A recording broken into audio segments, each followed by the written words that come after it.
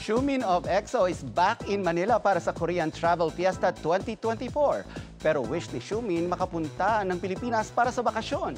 Watch this.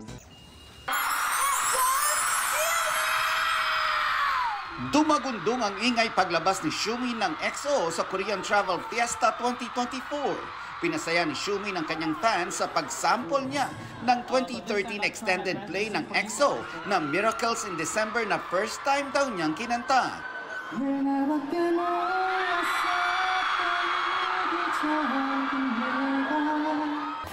Hindi rin nabigo ang EXO-Ls sa inihandang performance ni Xiumin.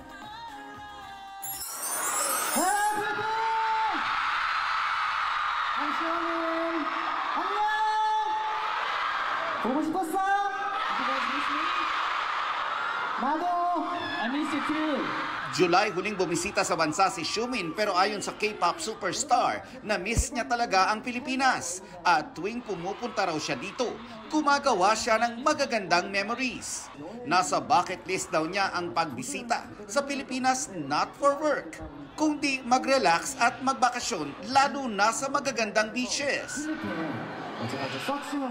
While searching for the destinations in the Philippines, I was able to find Palawan, and it was really beautiful sea because the color of the sea was emerald. So if there's any given opportunity, I would like to visit Palawan. Where else in Palawan, Xiumin? And also, I want to visit Subterranean River National Park, which is registered as a UNESCO World Heritage Site. I want to try visiting there with my EXO-Ls. 같이 가자! Let's go together!